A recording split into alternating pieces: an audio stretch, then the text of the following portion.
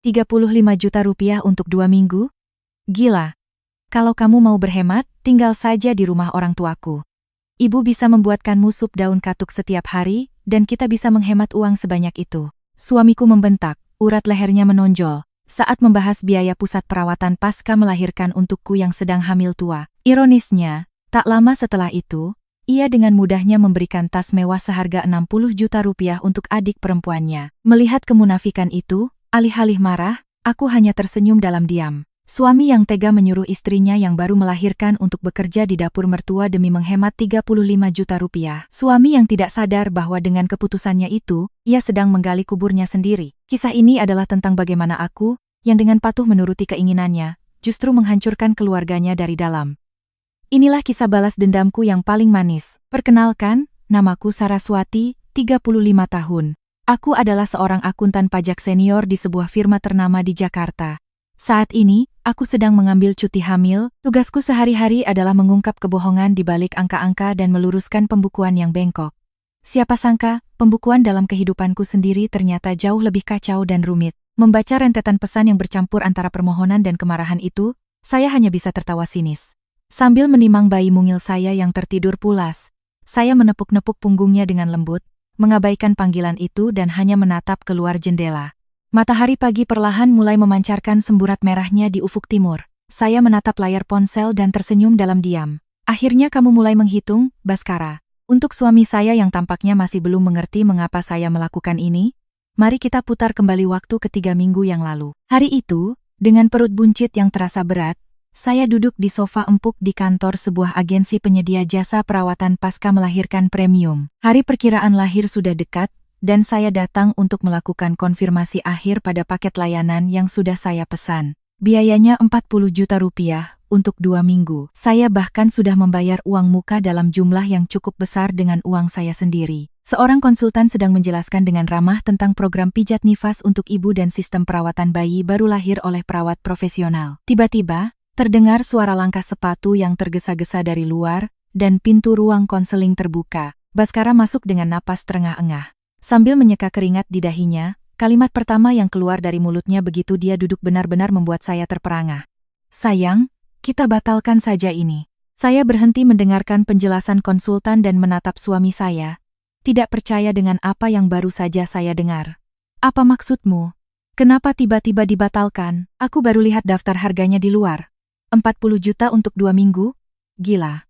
Memangnya uang kita tidak ada habisnya? Ini terlalu mahal. Aku sudah bayar uang mukanya dengan uangku sendiri. Aku mau merawat tubuhku dengan hasil jerih payahku. Kenapa kamu bilang itu mahal? Memangnya harus ya? Bayar mahal-mahal hanya untuk berbaring di rumah dilayani perawat? 40 juta itu bukan uang kecil. Saras, itu bisa untuk biaya hidup kita berbulan-bulan. Ini mungkin pengalaman sekali seumur hidup Bas. Perawatan 2 minggu itu sudah standar. Di sini sudah termasuk pijat, makanan sehat, dan semua perawatan bayi. Baskara mendengus dan mengibaskan tangannya. Pijat? Di rumah juga aku bisa memijatmu. Ibu juga sudah bilang mau memasakkan sup daun katuk setiap hari. Zaman dulu, orang-orang melahirkan di rumah dan langsung pergi ke sawah.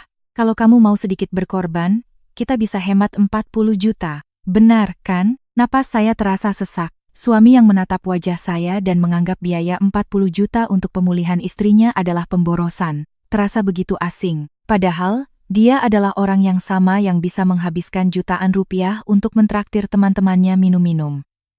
Saya tidak pernah menyangka dia akan begitu pelit untuk urusan kesehatan saya. Konsultan agensi itu tampak canggung.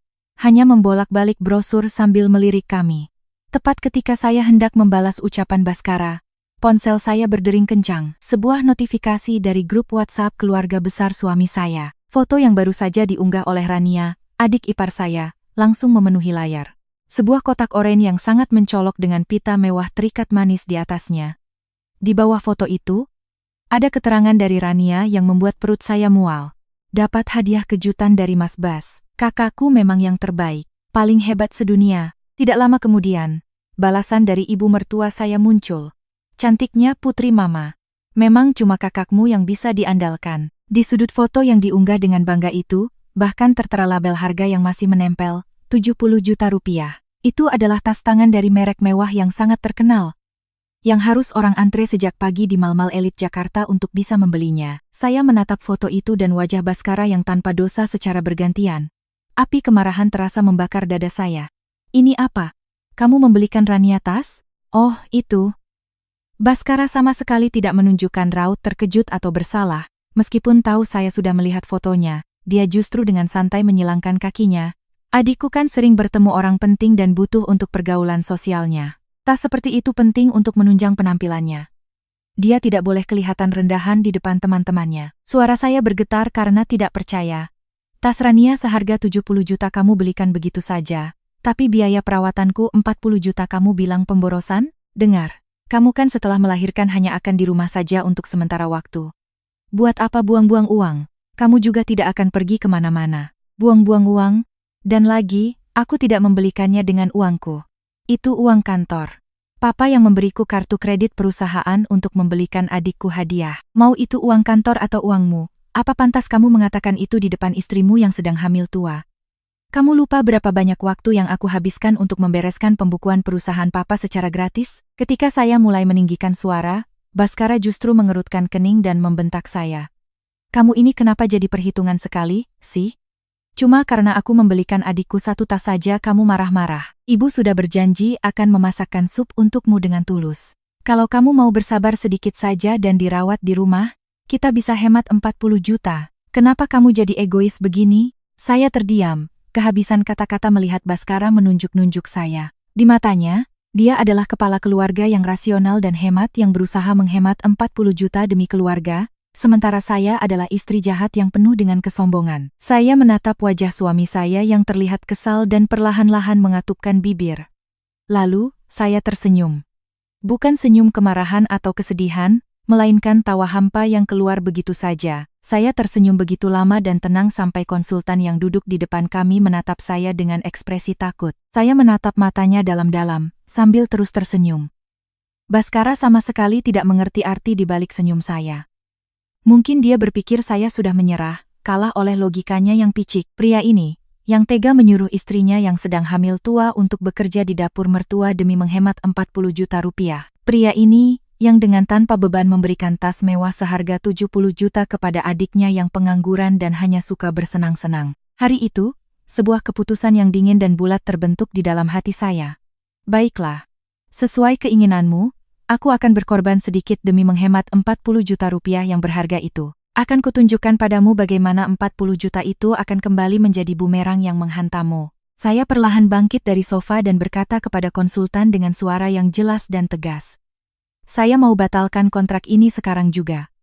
Tolong kembalikan uang muka saya. Mendengar kata batalkan keluar dari mulut saya, Baskara akhirnya tersenyum puas dan mengangguk. Ekspresi sombong di wajahnya, yang merasa telah memenangkan perdebatan, adalah sesuatu yang tidak akan pernah saya lupakan seumur hidup saya.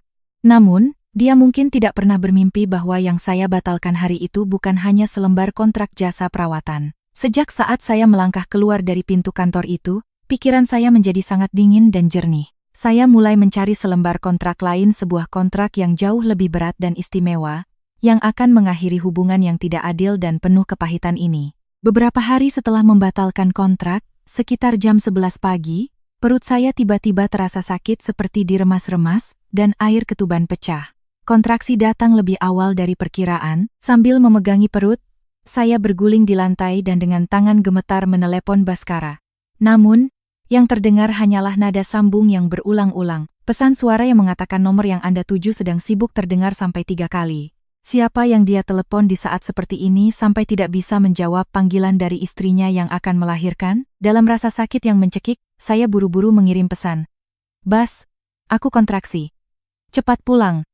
Air ketubanku sudah pecah. Namun, tanda centang biru pada pesan yang saya kirim tidak kunjung muncul. Akhirnya, dengan menahan tangis, saya tidak punya pilihan selain menelepon ibu saya.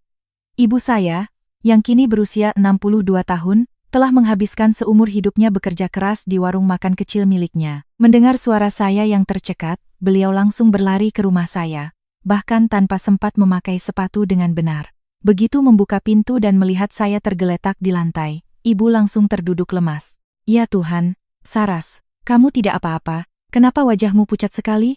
Ma, perutku sakit sekali.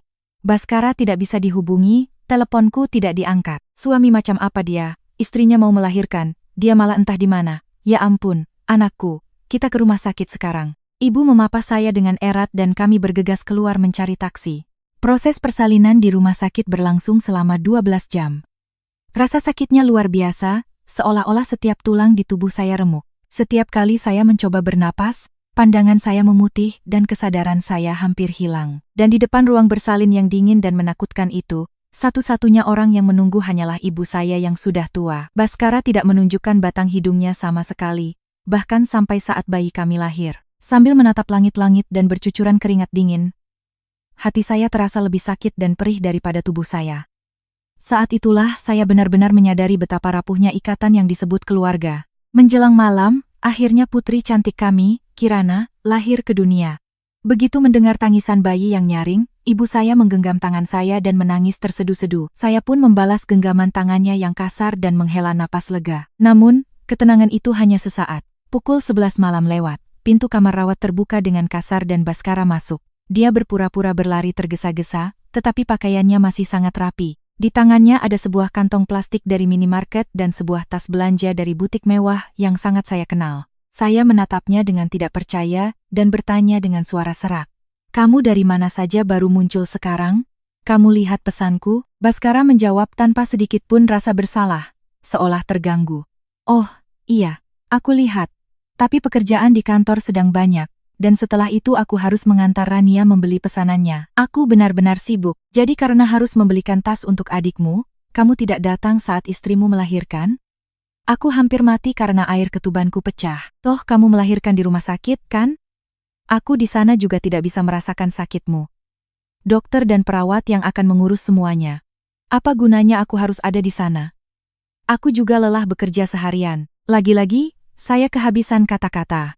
Baskara bahkan tidak melirik wajah saya yang basah oleh keringat dan langsung mencondongkan tubuhnya untuk melihat bayi di boks kecil di sebelah tempat tidur. Saya mengepalkan tangan di bawah selimut. Bagi pria ini, tas adiknya dan harapan ayahnya jauh lebih penting daripada persalinan istrinya yang mempertaruhkan nyawa dan anak mereka yang baru lahir. Saat itu, pintu kamar terbuka lagi dan ibu mertua saya, Ibu Puspita, masuk bersama Rania dengan hebohnya. Di tangan ibu mertua saya tidak ada sup hangat atau ucapan selamat yang menenangkan. Beliau hanya menatap saya sekilas lalu langsung melontarkan kata-kata yang tidak relevan. "Saras, melahirkan memang capek, tapi semua perempuan juga mengalaminya. Tidak perlu berlebihan. Zaman dulu, ibu-ibu melahirkan di dukun beranak dan langsung bisa beraktivitas." "Oh ya, Baskara, tas Rania sudah dibeli? Putri kita Rania ini sebentar lagi mau menikah, jadi dia perlu merawat wajah dan tubuhnya. Kamu harus perhatikan itu juga ya, Bas." Rania, sambil menerima tas mewah itu, ikut menimpali. "Mas Bas memang yang terbaik." "Oh ya, Mbak Saras, aku mau operasi plastik lagi untuk mataku. Nanti bilang ke Mas Bas ya untuk bayarin. Uang yang Mbak hemat dari tidak jadi pakai jasa perawat itu pas sekali untuk biaya operasiku." Apakah ini kata-kata yang pantas diucapkan kepada seorang ibu yang baru saja melahirkan dan masih terbaring lemah? Bahkan orang asing di jalan pun tidak akan bersikap sekasar ini. Saya menatap ibu mertua, Rania, dan Baskara yang tersenyum puas melihat adiknya mencoba tas baru itu. Rasanya begitu sakit dan marah hingga air mata hampir jatuh, tetapi saya menahannya. Saya tidak akan menangis. Menangis di depan orang-orang seperti ini hanya akan membuang-buang emosi saya. Saya menggigit bibir dan mengangguk pelan. "Baik Bu, nanti saya sampaikan ke Mas Bas soal biaya operasi Rania. Tasnya juga bagus sekali." Mendengar jawaban saya yang patuh dan tenang, ibu mertua saya bersenandung puas dan duduk di sofa. Baskara juga mengangkat bahu dengan ekspresi "sudah kubilang, kan?" Saya perlahan memasukkan tangan ke bawah selimut, dan di tengah obrolan mereka yang riuh, saya menekan tombol rekam di ponsel saya. Sangat pelan dan sangat teliti. Meskipun saat ini saya terbaring tak berdaya di ranjang rumah sakit dengan wajah pucat, saya akan merekam setiap kata-kata keji dan dangkal dari mereka. Semuanya, tanpa terkecuali. Kamar itu dipenuhi oleh suara Rania yang pamer tas barunya dan tawa Baskara. Saya menarik selimut hingga ke leher dan menahan napas dalam diam. Pada hari saya keluar dari rumah sakit, Baskara langsung membawa barang-barang saya ke rumah mertua. Ibu Puspita sudah sesumbar beberapa hari sebelumnya, mengatakan bahwa sudah menjadi kewajiban orang tua untuk merawat menantunya setelah melahirkan. "Kami akan urus semuanya, kamu tinggal istirahat saja di kamar," katanya. Betapa naifnya saya mempercayai kata-kata itu. Namun, baru 3 hari saya di sana, sup daun katuk yang hangat sudah lenyap dari meja makan saya. Sebagai gantinya, yang tersaji adalah sisa lauk pauk keluarga dan nasi dingin yang sudah keras. Saat Kirana baru berusia 15 hari, kebetulan keluarga besar mertua mengadakan acara arisan besar, sebuah hari yang sibuk dan mengerikan. Sejak subuh, ibu mertua membangunkan saya yang masih terbaring lemah di kamar dan menyeret saya ke dapur. "Saras, punggung ibu sakit sekali beberapa hari ini. Kamu tolong goreng ikan dan siapkan bumbu-bumbu." "Ya, Bu, punggung saya masih sakit sekali, dan tulang-tulang rasanya ngilu. Sebentar lagi kerabat mau datang." Masa menantunya cuma berbaring di kamar. "Cepat pakai celemekmu." Dengan tubuh gemetar, saya berjongkok di sudut dapur. Di depan kompor yang panas, saya menghabiskan hari dengan menggoreng ikan dan menyiapkan makanan dalam jumlah besar untuk arisan. Bahkan, saya dipaksa membersihkan seluruh rumah, merangkak di lantai karena tamu akan datang. Beberapa hari kemudian, apa yang saya takutkan akhirnya terjadi. Payudara saya membengkak keras seperti batu, gejala mastitis. Suhu tubuh saya melonjak hingga 39 derajat Celcius. Saya kesulitan bernapas dan seluruh tubuh terasa seperti ditusuk jarum. Sambil merintih kesakitan, saya meminta Baskara yang sedang bersantai di ruang tengah untuk membelikan obat pereda nyeri. "Bas, badanku panas sekali. Sepertinya mastitis. Tolong belikan obat, ya." Namun, Baskara, yang sedang berbaring miring di sofa sambil menonton TV, menjawab dengan malas. "Ah, aku capek sekali hari ini di kantor. Di luar dingin, apotek juga jauh. Lalu aku harus bagaimana? Aku sakit sekali rasanya mau mati. Coba minta sama ibu, di kamarnya pasti ada kotak P3K." Dengan susah payah saya berjalan ke kamar ibu mertua. Beliau justru mendecakkan lidah dan mencibir. Anak muda zaman sekarang manja sekali. Semua ibu yang baru melahirkan juga merasakan sakit seperti itu, tapi mereka tahan. "Bu, demam saya tinggi sekali. Tolong carikan satu obat saja. Nanti kalau kamu minum obat, ASI-mu jadi tidak bagus buat cucu kita. Kompres saja dengan air hangat dan coba tidur." Air mata saya benar-benar jatuh. Sementara itu, di ruang tengah, Rania sedang asyik membuat video siaran langsung di media sosial, memamerkan koleksi tas mewahnya. Ketika Kirana mulai menangis karena lapar dari dalam kamar, Rania membuka pintu dengan kasar dan membentak. "Mbak Saras, bisa tolong diamkan anaknya?" "Tidak, aku lagi siaran langsung pamer tas mahal." Suara tangis anakmu mengganggu sekali. Dengan keringat dingin bercucuran, saya memeluk Kirana erat-erat dan mencoba membekap mulutnya dengan lembut. Di rumah sebesar ini, saya dan putri saya hanyalah tamu tak diundang, sebuah beban yang merepotkan. Dan beberapa hari kemudian, tepat pada hari ke-18, setelah Kirana lahir, insiden puncak terjadi. Sejak pagi, Kirana rewel dan tiba-tiba dahinya terasa panas seperti api. Saya mengukur suhunya dengan termometer, dan angkanya menunjukkan 40 derajat Celcius. Bagi bayi yang baru lahir, demam setinggi itu adalah keadaan darurat yang bisa mengancam nyawa. Dengan panik, saya mengenakan pakaian seadanya dan menggendong Kirana dengan kain jarik. "Bas, Kirana demam 40 derajat. Cepat siapkan mobil. Kita harus ke UGD sekarang." Namun, Baskara, yang sedang merapikan dasinya di depan cermin, menjawab dengan kesal. "Hari ini pesta ulang tahun Rania. Papa mengundang semua rekan bisnis dan kerabat. Aku harus menyambut tamu. Kamu naik taksi saja. Kamu gila. Anakmu demam 40 derajat, nyawanya dalam bahaya. Jangan berlebihan. Anak-anak memang biasa demam saat tumbuh besar.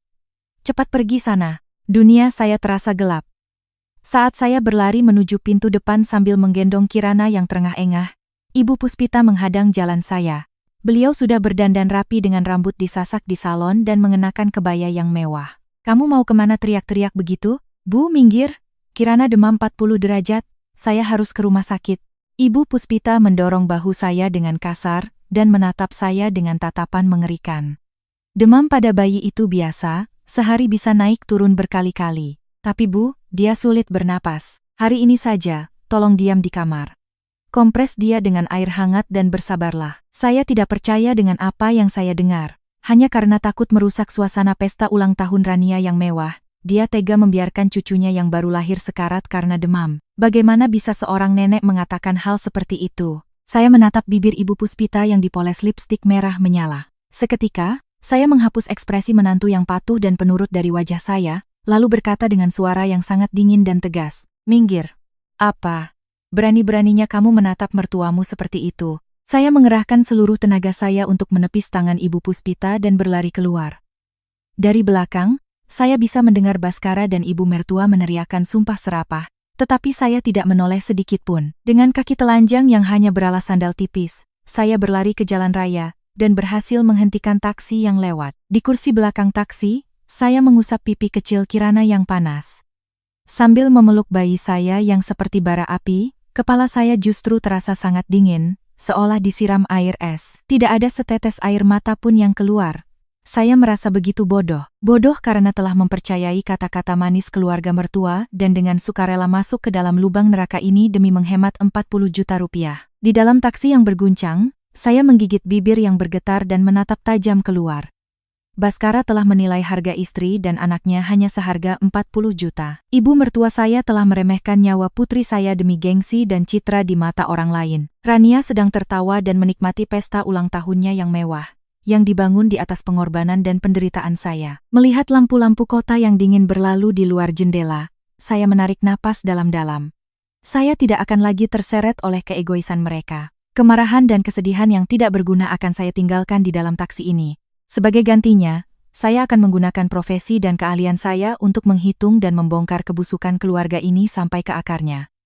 Mulai sekarang, saya tidak akan menangis seperti binatang yang terluka. Saya akan menekan tombol kalkulator di kepala saya dengan sangat akurat dan dingin. Sesampainya di UGD, dokter dan perawat segera berlarian dan memberikan suntikan pada Kirana. Diagnosisnya adalah infeksi saluran kemih akut.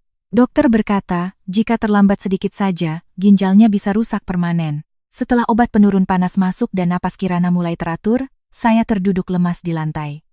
Baru menjelang subuh demamnya turun, dan saya membawa Kirana kembali ke rumah mertua. Ruang tengah berantakan dengan botol-botol minuman sisa semalam dan kotak kue. Baskara tertidur mendengkur di sofa dan terbangun saat mendengar saya masuk. Oh, sudah pulang? Tuh kan, tidak ada apa-apa. Cuma demam biasa saja. Kamu heboh sekali. Wajahnya sama sekali tidak menunjukkan penyesalan. Jika ini adalah saya yang dulu, saya mungkin akan berteriak dan bertengkar dengannya. Namun, kali ini, saya menjawab dengan suara yang jauh lebih lembut dan ramah dari biasanya. Iya, Mas. Kamu benar. Tidak ada apa-apa. Maaf ya sudah mengganggu tidurmu. Baskara tersenyum miring, merasa lega dengan sikap patuh saya, lalu kembali berbalik untuk tidur. Pagi harinya, Ibu Puspita keluar dari kamar dengan wajah kusut. Seolah lupa dengan kejadian kemarin, beliau menunjuk ke arah dapur dengan dagunya. Saras, badan ibu rasanya remuk semua. Di kulkas ada sayur asem, tolong masakan yang segar ya. Baik, Bu. Akan segera saya masakkan. Ibu istirahat saja di kamar. Melihat saya dengan patuh mengenakan celemek, Ibu Puspita bersenandung kecil dan kembali ke kamarnya. Di balik punggungnya yang sombong, yang mengira telah berhasil menaklukkan menantunya, saya tersenyum dalam diam. Siang hari, saya mengenakan topeng sebagai menantu yang paling penurut dan patuh di dunia. Namun, ketika malam tiba dan semua orang tertidur, di dalam kamar kecil itu, saya berubah menjadi orang yang sama sekali berbeda. Pukul 1 dini hari. Setelah menidurkan Kirana, saya membuka laptop di atas meja. Selama 2 tahun pernikahan, saya telah membereskan pembukuan perusahaan ayah mertua saya, Bapak Hartono, secara gratis. Saya pikir, itu adalah hal yang wajar sebagai bagian dari keluarga. Berkat itu, saya memiliki akses dan kata sandi untuk melihat alur keuangan perusahaannya lebih dalam dari siapapun. Dengan mata seorang akuntan pajak yang dingin dan tajam, saya mulai membongkar buku besar perusahaan Bapak Hartono satu persatu. Hal pertama yang saya periksa adalah tas mewah Rania seharga 70 juta rupiah.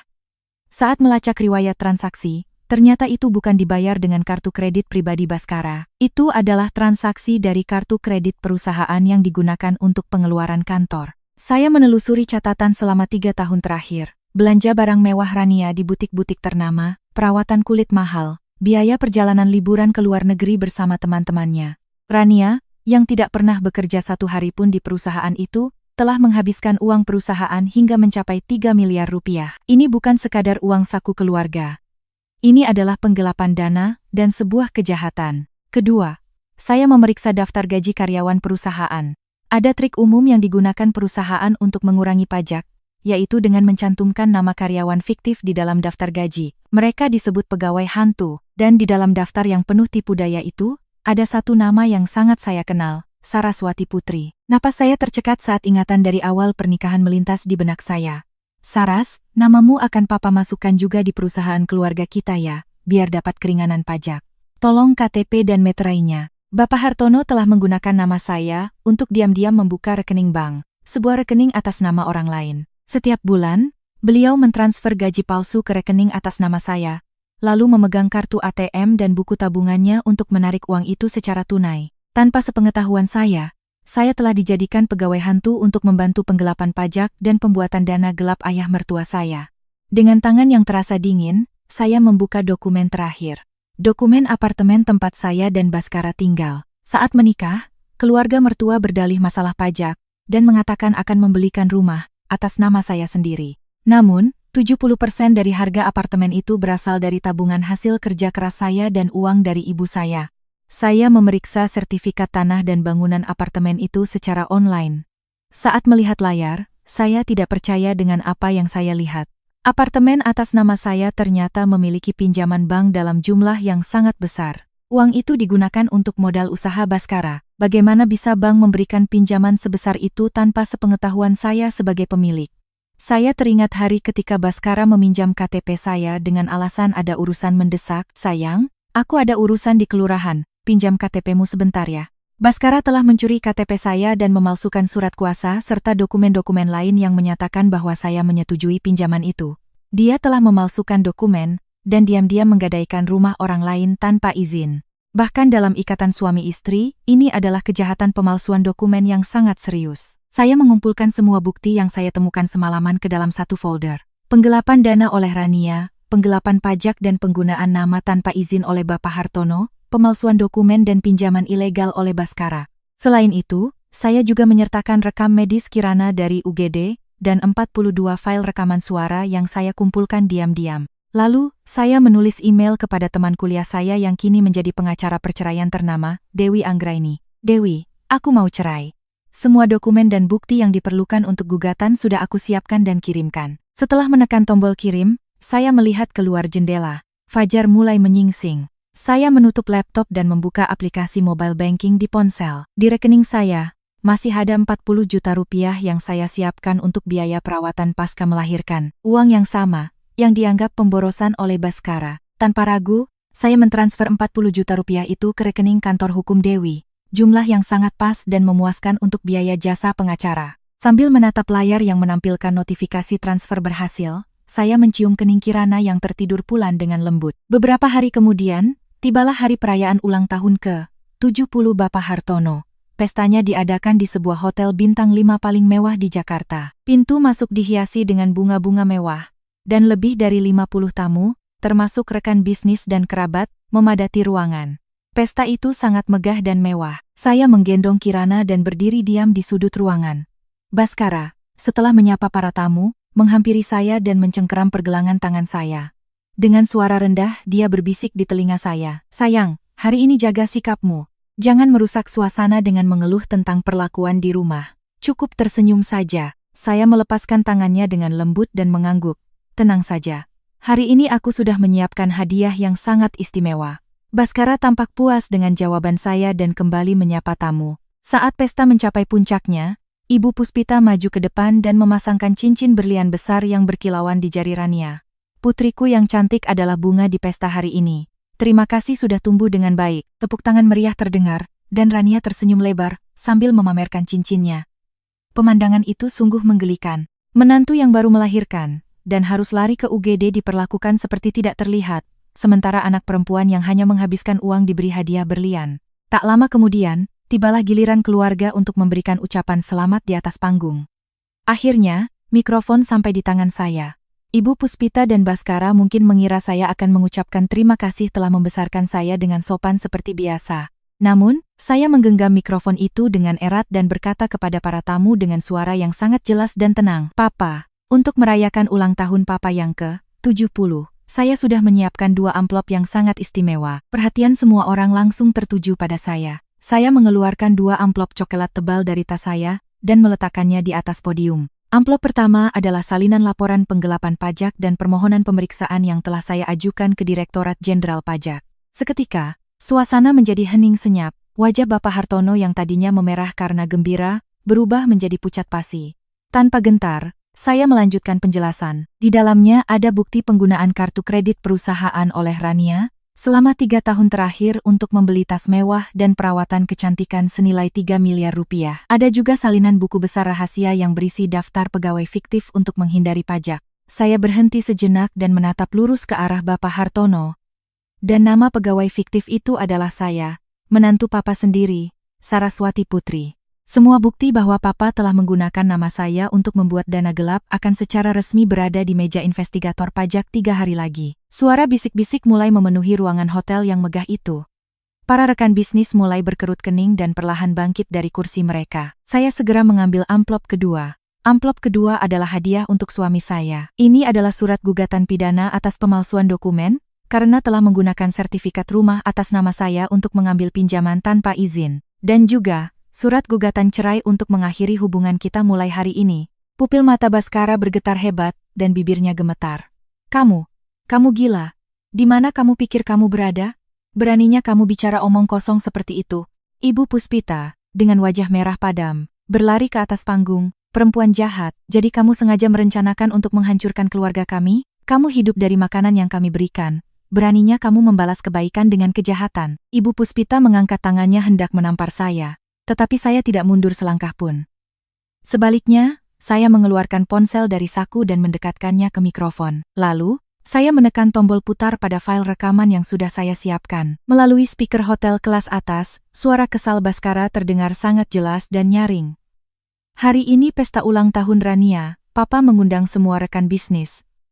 Jangan berlebihan dan naik taksi saja sana. Kemudian, disusul oleh suara tajam dan dingin Ibu Puspita. Hari ini ulang tahun Rania, tamu-tamu penting akan datang. Kalau kamu keluar masuk rumah sakit sambil menggendong bayi, citra keluarga kita bisa jelek. Hari ini saja, diam di kamar dan bersabarlah. Wajah asli mereka yang kejam, yang tega membiarkan cucu mereka yang demam 40 derajat demi sebuah pesta ulang tahun, terbongkar di hadapan 50 tamu undangan. Suasana pesta hancur total.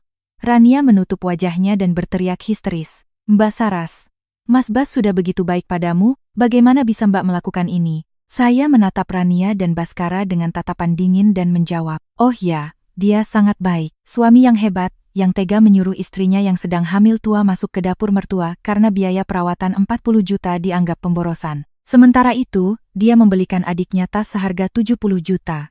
Dan ternyata, itu pun pakai uang perusahaan. Saya melontarkan pukulan terakhir kepada keluarga mertua yang pucat pasi.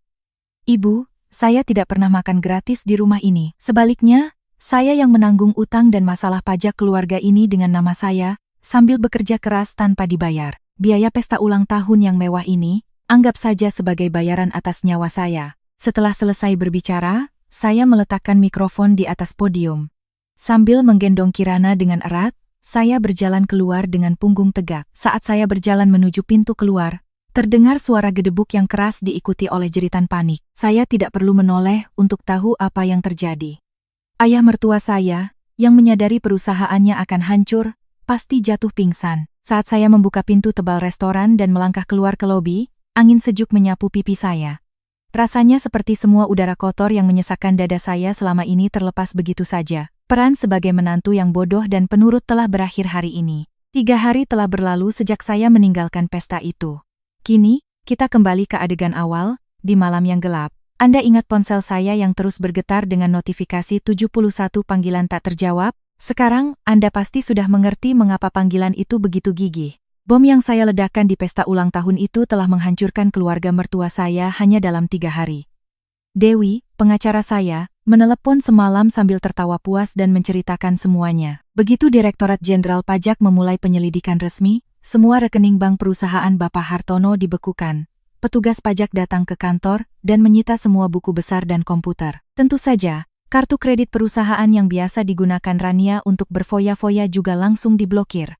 Bapak Hartono, setelah dipermalukan di depan umum dan pingsan, kabarnya jatuh sakit karena stres. Mungkin saat ini beliau sedang menjambak rambutnya, memikirkan denda dan tunggakan pajak miliaran rupiah yang akan menimpanya. Nasib Baskara bahkan lebih buruk. Begitu saya mengajukan gugatan pidana pemalsuan dokumen, bank langsung mengirimkan surat tagihan untuk pelunasan pinjaman secara penuh. Karena uang itu dipinjam dengan cara menipu, bank menuntut pengembalian seluruh dana saat itu juga. Dari mana dia bisa mendapatkan uang sebanyak itu dalam semalam? Dan pukulan telak terakhir adalah apartemen kami. Melalui Dewi, Saya mengirimkan surat somasi yang menyatakan bahwa saya adalah pemilik sah apartemen itu dan meminta mereka untuk segera mengosongkannya. Baskara, yang selama ini merasa itu adalah miliknya, kini terancam menjadi tunawisma. Bagaimana dengan Rania? Papan komentar di akun media sosialnya, tempat dia biasa pamer barang mewah, dibanjiri dengan laporan tentang penggelapan dana dan pajak. Orang-orang mulai menuduh bahwa semua tas mahalnya dibeli dengan uang perusahaan. Para sponsor dan brand yang bekerja sama dengannya memutuskan kontrak dan menuntut ganti rugi. Kini, dia menjadi pengangguran tanpa penghasilan dan terpaksa menjual barang-barang mewah kesayangannya dengan harga murah di pasar loak. Semua bencana ini terjadi hanya dalam 3 hari. Saya kembali menatap riwayat panggilan dan pesan dari Baskara. 20 panggilan pertama berisi kemarahan. Wanita gila. Kamu bukan manusia. Cepat angkat teleponnya. 20 panggilan berikutnya berisi upaya negosiasi yang canggung. Sayang, kita ketemu dan bicara ya, ada salah paham. 20 panggilan setelahnya berisi permohonan emosional yang pengecut. Papa pingsan. Kalau kamu masih punya hati, bawa Kirana ke sini dan minta maaf. Dan moka untuhan terakhir. Ada Tuhan permohonan yang paling menyedihkan. Ini Papa Kirana. Tolong selamatkan aku sekali ini saja. Aku tidak mau masuk penjara. Saya menatap ponsel yang bergetar itu. Dan akhirnya, pada panggilan ke-72, saya mengangkatnya. Halo, mendengar suara saya, Baskara terdengar seperti orang tenggelam yang menemukan pelampung. Saras, sayang, kamu akhirnya angkat juga. Aku benar-benar minta maaf. Aku berdosa besar. Ada apa? Pagi-pagi buta begini. Sayang, kalau kamu butuh uang, aku akan berikan semuanya. Aku minta maaf soal biaya perawatan itu. 40 juta, atau 70 juta. Atau bahkan 150 juta akan aku berikan sekarang juga. Tolong cabut gugatannya. Mendengar suaranya yang memohon, saya merasa aneh. Dulu, saya pasti akan merasa iba atau ikut berteriak marah. Tapi sekarang, hati saya tenang seperti danau. Suara Baskara yang putus asa karena uang terdengar begitu ringan hingga saya ingin tertawa. Uang? Dari mana kamu dapat uang? Rekening perusahaan sudah dibekukan dan bank menagih utangmu. Bagaimana caranya kamu bisa memberiku 150 juta? Aku akan pinjam dari teman-temanku. Pihak bank akan melaporkanku atas penipuan. Aku tidak mau jadi narapidana. Saras. Bagaimana Kirana akan memandang ayahnya nanti? Bahkan di saat seperti ini, dia masih menggunakan anak kami sebagai tameng. Saya merasa sangat muak, dan semakin yakin bahwa keputusan untuk menyingkirkan orang ini dari hidup saya adalah keputusan yang benar. Sambil bersandar di dinding yang dingin, saya berkata dengan suara rendah dan jelas. Bas, kamu tahu apa yang aku lakukan dengan 40 juta rupiah, yang aku hemat karena tidak jadi menggunakan jasa perawat? Hah? Apa? Aku menyewa pengacara. Ternyata kamu benar. Aku berkorban sedikit, dan berhasil menghemat 40 juta. Dan dengan uang itu, aku bisa menyingkirkanmu dari hidupku dengan sangat rapi. Terima kasih banyak. Terdengar suara napas tertahan dari seberang telepon. Saras, apa kamu tidak punya hati? Kita sudah menikah selama 2 tahun. Setidaknya, beri aku satu kesempatan lagi. Saat Kirana demam 40 derajat, kamu menyuruhku pergi sendiri naik taksi karena harus mempersiapkan pesta ulang tahun adikmu. Saat kamu bilang 40 juta itu pemborosan dan mendorongku ke dapur, saat itulah pernikahan kita sudah berakhir. Aku benar-benar gila waktu itu. Aku salah, tolong. Saya memotong permohonannya yang menyedihkan dengan tegas. Dan satu hal lagi yang perlu kamu tahu. Aku melakukan ini bukan karena marah atau ingin balas dendam. Aku melakukan ini karena semua perhitunganku sudah selesai dengan sempurna. Tidak ada lagi yang perlu dibicarakan. Tunggu saja surat panggilan dari pengadilan. Sayang, tolong. Tanpa ragu, saya menekan tombol merah. Suara putus asa Baskara lenyap dari dunia saya. Keheningan yang damai kembali memenuhi ruangan. Sisa-sisa amarah terakhir di hati saya terasa telah terbasuh bersih. Saya menepuk punggung mungil Kirana yang tertidur lelap. Di luar jendela, matahari pagi telah terbit dengan warna merahnya yang cerah. Kegelapan yang menyiksa saya semalaman telah sirna. Pagi yang sesungguhnya dalam hidup saya, akhirnya dimulai. Beberapa hari setelah saya menutup telepon Baskara dengan dingin, serangan balasan yang picik dari keluarga mertua dimulai. Orang yang terpojok memang akan menunjukkan sifat aslinya. Yang pertama bergerak adalah Rania, sang selebgram. Dia mengunggah video di media sosial, menangis terseduh-seduh. Aktingnya dengan wajah tanpa riasan sambil memeras air mata palsu benar-benar kelas 1. Mbak ipar saya mengalami depresi pasca melahirkan dan kondisi mentalnya tidak stabil. Dia memanipulasi dokumen untuk menghancurkan keluarga kami. Ini semua rekayasa demi uang. Kakak saya adalah korban yang tidak bersalah. Video itu viral dalam semalam, ditonton lebih dari 1 juta kali. Orang-orang, tanpa tahu kebenarannya, langsung menghakimi saya sebagai wanita jahat. Nama lengkap saya dan nama firma konsultan pajak tempat saya bekerja tersebar di internet. Rekan kerja saya mengatakan telepon kantor tidak berhenti berdering dengan panggilan berisi sumpah serapah. Ibu mertua saya juga tidak tinggal diam. Beberapa hari yang lalu, saat saya baru saja selesai mengimunisasi Kirana di klinik anak, Ibu Puspita tiba-tiba muncul dan mencoba merebut Kirana dari gendongan saya. Kembalikan cucuku. Aku tidak akan membiarkan cucuku yang berharga diasuh oleh wanita gila yang depresi. Bu, apa yang ibu lakukan di tempat umum seperti ini? Kirana bisa terluka. Lepaskan. Beraninya kamu menghancurkan keluarga kami dan berharap bisa hidup tenang? Anak ini akan aku rawat, kamu pergi saja kemanapun kamu mau. Ibu Puspita berteriak sambil menarik kain gendongan saya dengan kasar. Kirana menangis ketakutan, dan orang-orang di sekitar mulai berkerumun. Saya memeluk Kirana dengan seluruh tubuh saya, dan dengan tenang menelepon polisi. Baru setelah mobil polisi datang dengan sirenenya, Ibu Puspita mundur dengan marah. Saya segera pergi ke kantor polisi bersama Dewi, pengacara saya, untuk membuat laporan dan mengajukan permohonan perintah penahanan ke pengadilan. Namun, karena video bohong Rania, pandangan publik masih sangat dingin terhadap saya. Apakah Anda mengira saya akan menangis terseduh-seduh karena merasa diperlakukan tidak adil? Anda salah besar. Daripada memohon dengan emosi, saya mengeluarkan senjata saya yang paling tajam dan kuat. Bukti-bukti tertulis yang tak terbantahkan. Dewi, atas nama saya, merilis pernyataan resmi yang membantah siaran bohong itu kepada media dan internet. Pertama, kami mengunggah surat keterangan dari UGD yang menyatakan Kirana mengalami demam 40 derajat, beserta pendapat dokter. Kemudian, kami melampirkan foto struk asli tas mewah seharga 70 juta rupiah. Di sebelah nomor kartu kredit, tercetak dengan jelas tulisan kartu kredit perusahaan. Pukulan telak terakhir adalah file rekaman dari pesta ulang tahun itu. Suara asli Rania yang ketus, yang lebih mementingkan pesta ulang tahunnya daripada keponakannya yang sekarat, tersebar di internet. Opini publik berbalik 180 derajat hanya dalam 1 hari. Orang-orang yang tadinya menghujat saya, kini berbalik mencaci maki keluarga mertua sebagai penggelap dan penelantar anak. Perusahaan-perusahaan yang menjadi sponsor Rania serempak memutuskan kontrak dan menuntut ganti rugi. Akhirnya, kanal media sosial Rania ditutup karena banyaknya laporan dari pengguna. Pakaian dan tas mewah yang biasa ia pamerkan, kini harus dijual murah untuk membayar denda. Saat semua jalan buntu, Ibu Puspita, dalam keputusasaan terakhirnya, menyerbu warung makan sederhana milik ibu saya. Ketika saya tiba di sana dengan taksi, beliau sudah terduduk di lantai, menangis meraung-raung. Ibu besan, bagaimana cara ibu mendidik anak sampai jadi seperti ini? Anak ibu sudah menghancurkan masa depan Rania. Saya tidak terima. Para pelanggan tetap di warung ibu saya hanya bisa menatap dengan iba. Tepat ketika saya hendak maju, ibu saya, yang seumur hidupnya tidak pernah berkata kasar, melangkah maju dengan wajah dingin. Beliau menatap Ibu Puspita yang terduduk di lantai dan berkata dengan suara tegas, "Ibu, kita sedang membicarakan masa depan siapa di sini? Dia adalah putri berharga saya, yang saya lahirkan dengan susah payah, dan saya besarkan dengan penuh cinta selama 35 tahun. Ibu Puspita terkejut melihat aura mengintimidasi dari ibu saya yang belum pernah ia lihat sebelumnya.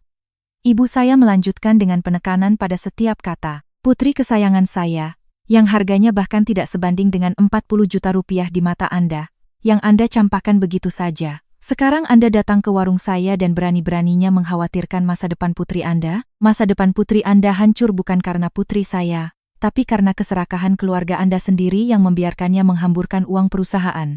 Sekarang, keluar dari warung saya." Mendengar bentakan yang seperti petir itu, wajah Ibu Puspita memerah, dan tanpa bisa berkata-kata, beliau lari terbirit-birit. Saya memeluk bahu ibu saya yang gemetar dari belakang, dan tersenyum dalam diam. Melihat punggung Ibu Puspita yang menyedihkan saat diusir dari warung kecil ibu saya, semua beban di hati saya terasa terangkat.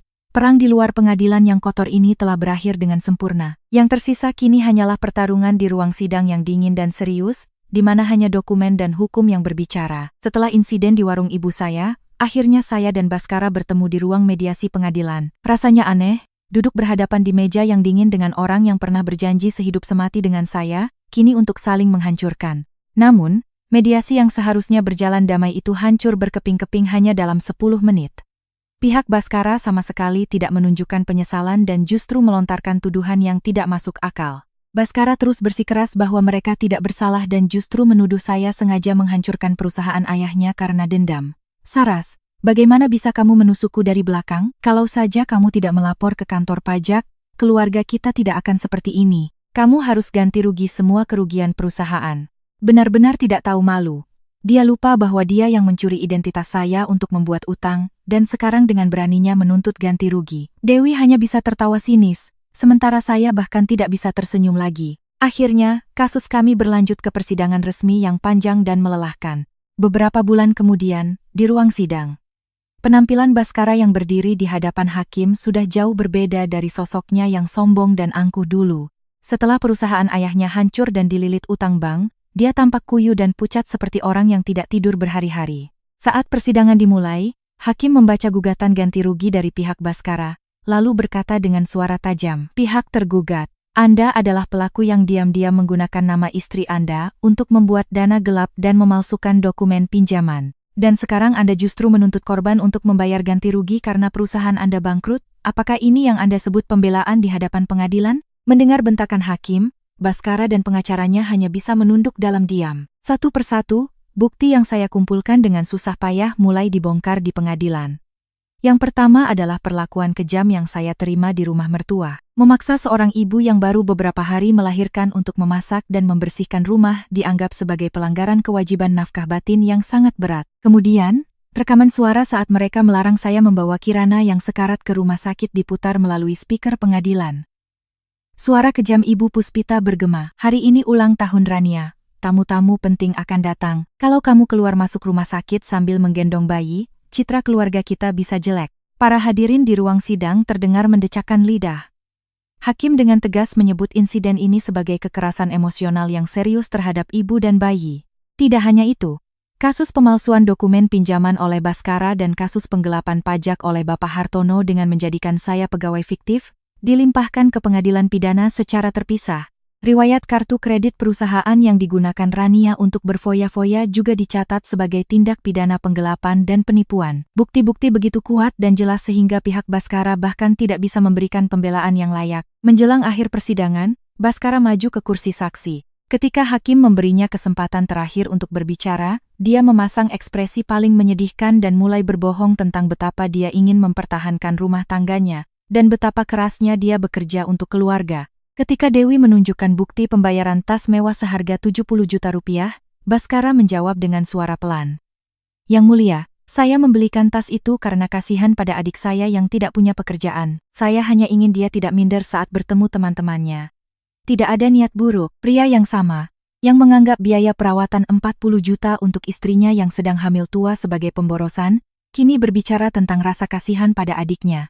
Saya mengepalkan tangan dengan geram. Saat itu, hakim yang sedang membaca dokumen, meletakkan penanya. Beliau menatap tajam ke arah Baskara dan melontarkan kalimat yang membuat semua orang di ruangan itu merasa lega. "Tergugat, Anda begitu kasihan pada adik Anda yang tidak bekerja, tetapi apakah Anda tidak pernah sekalipun merasa kasihan pada istri Anda yang baru 5 hari melahirkan?" Ruang sidang menjadi hening.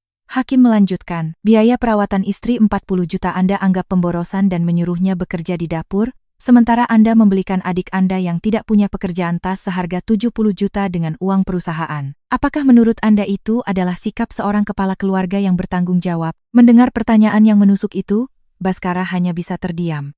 Wajahnya pucat pasi. Dia tidak bisa mengucapkan sepatah kata pun. Melihatnya yang tidak mampu membela diri di hadapan kebenaran, saya menghela napas panjang. Keheningan selama 5 detik di ruang sidang itu adalah hadiah terindah yang menghapus semua rasa sakit dan penderitaan yang saya alami. Baskara akhirnya turun dari kursi saksi dengan langkah gontai. Perhitungannya yang picik dan serakah akhirnya menjadi jerat yang mencekik lehernya sendiri.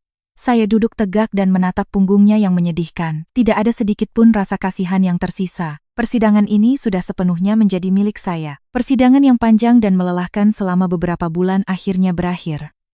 Saat hakim membacakan putusan akhir, saya memejamkan mata. Hasilnya adalah kemenangan mutlak bagi saya. Gugatan cerai saya dikabulkan, dan semua tanggung jawab atas kehancuran rumah tangga dibebankan kepada Baskara. Dalam pembagian harta, apartemen yang mereka klaim hanya meminjam nama saya, terbukti 70% dibeli dengan uang saya dan ibu saya. Pengadilan memutuskan bahwa hak milik apartemen itu 100% milik saya. Baskara tidak hanya kehilangan tempat tinggal, tetapi juga harus menanggung sendiri utang bank yang dia buat dengan cara menipu. Hak asuh Kirana juga sepenuhnya jatuh ke tangan saya. Hakim dengan tegas menyatakan bahwa keluarga mertua tidak layak mengasuh anak setelah perlakuan mereka. Selain itu, pengadilan menetapkan pemotongan gaji otomatis dari penghasilan Baskara di masa depan untuk biaya nafkah anak. Beberapa hari kemudian, Dewi menceritakan kejatuhan keluarga mertua saya. Penyelidikan pajak berjalan dengan sangat ketat. Perusahaan Bapak Hartono bangkrut setelah dikenai denda miliaran rupiah. Rekan bisnis meninggalkannya. Baskara dipecat dan menjadi pengangguran. Ditambah lagi, dia divonis bersalah atas kasus pemalsuan dokumen dan kini menjadi seorang narapidana. Nasib Rania tidak kalah mengenaskan. Ditjen Pajak menagih pajak atas semua barang mewah yang ia beli dengan uang perusahaan. Apartemen sewaannya disita. Baskara yang terusir dari apartemen kami, kini tinggal menumpang di kamar sewaan adiknya yang sempit dan penuh stiker Sita. Dua saudara yang selama ini hidup dari kekayaan orang tua, kini jatuh miskin dan saling menyalahkan. Sore itu, ponsel saya berdering. Itu adalah Bapak Hanung, pimpinan firma tempat saya bekerja dulu, orang yang sangat saya hormati. Saras, saya dengar sidangnya sudah selesai. Selamat ya. Iya Pak, maaf sudah membuat keributan. Saras, katanya sambil tertawa, posisi manajer senior di kantor masih kosong. Kalau kamu sudah siap, besok langsung masuk kerja. Manajer, tapi saya sudah lama cuti, Pak. Orang yang bisa membereskan buku besar hidupnya sendiri sampai sebersih itu, pasti bisa membereskan pembukuan perusahaan manapun dengan sangat baik. Sampai jumpa besok. Mendengar itu, dada saya terasa lapang. Dari seorang menantu malang yang bahkan tidak bisa memutuskan untuk mengeluarkan 40 juta rupiah, kini saya akan kembali sebagai manajer di sebuah firma ternama. Saat saya menuruni tangga gedung pengadilan, sebuah suara serak memanggil nama saya. Saras. Saraswati. Itu Baskara. Wajahnya tampak tua dan kuyu. Jas yang ia kenakan kusut dan kotor. Tatapan matanya yang dulu angkuh kini hanya berisi ketakutan dan penyesalan. Dia menghampiri saya dan mencoba memegang lengan baju saya. Saras, aku benar-benar tidak punya apa-apa lagi sekarang. Utangku menumpuk. Saya menepis tangannya dengan dingin. Kamu salah hitung sejak awal, Bas. Dia menatap saya dengan bingung. Kamu seharusnya hemat pada hal yang tidak berharga. Tapi kamu justru membuang sesuatu yang paling berharga. Kamu pikir yang kamu buang hanya kontrak perawatan seharga 40 juta? Bukan. Kamu membuang aku, kamu membuang putrimu. Dan kamu membuang seluruh hidupmu yang nyaman dengan tanganmu sendiri. Aku gila waktu itu. Tolong beri aku kesempatan. Oh, dan kamu bilang tidak punya apa-apa lagi. Salah. Kamu punya utang yang sangat besar dan status sebagai mantan narapidana. Selamat menikmati sisa hidupmu untuk melunasinya. Saya berbalik tanpa ragu. Di belakang saya, terdengar suara Baskara yang jatuh terduduk dan menangis terseduh-seduh. Saya tidak menoleh sedikit pun. Mulai besok, saya akan kembali bekerja. Waktu-waktu lemah di mana saya hanya bisa menangis dalam diam telah berakhir. Sekarang, saya akan menjalani hidup sebagai Saraswati putri yang sesungguhnya, yang tidak bisa diremehkan oleh siapapun. Waktu berlalu begitu cepat. Sudah 1 tahun sejak persidangan itu berakhir. Saya menolak tawaran dari pimpinan lama saya dan membuka kantor konsultan pajak saya sendiri. Sebuah kantor kecil di lantai 2 sebuah ruko, di lingkungan tempat warung makan ibu saya berada. Namaku terpampang besar di papan nama. Kantor Konsultan Pajak Saraswati Putri. Klien saya bukanlah perusahaan besar, melainkan para pedagang di pasar, pemilik restoran kecil, dan tetangga-tetangga yang ramah. Dari wanita yang menangis karena 40 juta rupiah, saya telah kembali menjadi akuntan yang dihormati. Dan hari ini adalah hari yang paling membahagiakan. Ulang tahun pertama putri saya, Kirana. Pesta kecil ini diadakan di sebuah kafe cantik, yang terletak di lantai 1 gedung yang sama dengan agensi jasa perawatan yang dulu saya batalkan. Sebuah tempat yang penuh makna. Saat pesta berlangsung, ibu saya keluar dari dapur membawa semangkuk besar sup daun katuk yang masih hangat. Saras, setahun yang lalu di hari ini, putriku berjuang keras. Makanlah sup buatan ibu ini. Satu suapan sup hangat itu seolah mencairkan semua kebekuan di hati saya. Luka karena tidak pernah disuguhi semangkuk sup hangat di rumah mertua kini sembuh total. Saat acara puncak, Kirana, dengan tangan mungilnya, tanpa ragu meraih miniatur palu hakim yang saya siapkan.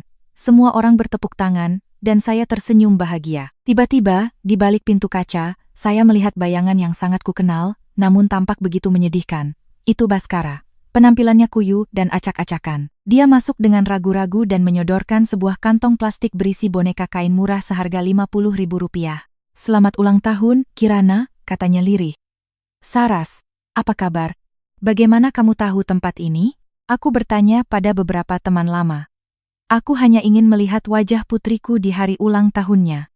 Dia melanjutkan dengan bibir bergetar. Saras, 40 juta yang dulu tidak bisa aku bayar. Sekarang aku bisa. Aku akan bekerja di proyek bangunan, siang dan malam. Aku akan kumpulkan uang itu untukmu. Saya menerima boneka itu. Lalu, saya menatap matanya yang memerah dan tersenyum lembut. Senyum yang sama seperti yang saya berikan di ruang konseling setahun yang lalu. Namun, jika dulu senyum itu berisi kemarahan dingin, senyum kali ini adalah kedamaian yang sempurna. Tidak perlu, kataku dengan jelas. Uang 40 juta itu sudah aku gunakan dengan sangat baik. Dia menatapku, bingung. Uang itu pas sekali untuk membersihkan orang sepertimu dari hidupku. Berkat uang itu, aku dan Kirana bisa hidup bahagia dan tersenyum seperti sekarang. Baskara akhirnya menyadari bahwa tidak ada lagi tempat untuknya di dunia ini, apalagi di sisi kami. Dia hanya bisa menunduk dalam diam. Saya memeluk Kirana erat-erat dan berbalik. Dari belakang, terdengar suaranya yang serak dan penuh penyesalan. Maafkan aku benar-benar minta maaf. Mungkin itu adalah permintaan maaf pertama dan terakhir yang tulus darinya. Tapi saya tidak menoleh. Tidak ada gunanya membuka kembali buku besar yang perhitungannya sudah selesai dan ditutup selamanya. Di luar jendela, langit biru cerah tanpa awan. Suara tepuk tangan para tamu dan tawariang putri saya terasa begitu menenangkan. Kisah saya berakhir di sini. Pada hari itu, saya tidak berteriak atau menangis. Karena jika saya melakukannya, semua penderitaan itu hanya akan dianggap sebagai pertengkaran suami istri biasa. Saya ingin mengakhirinya dengan sempurna dan selamanya. Bertahan dalam diam sambil mempersiapkan masa depan adalah hal yang sangat berbeda dari sekadar menahan rasa sakit. Jika Anda sedang mengalami situasi yang tidak adil, jangan hanya menangis. Persiapkan diri Anda dengan dingin. Karena buku besar hidup Anda yang berharga, tidak ada yang bisa menuliskannya selain diri Anda sendiri.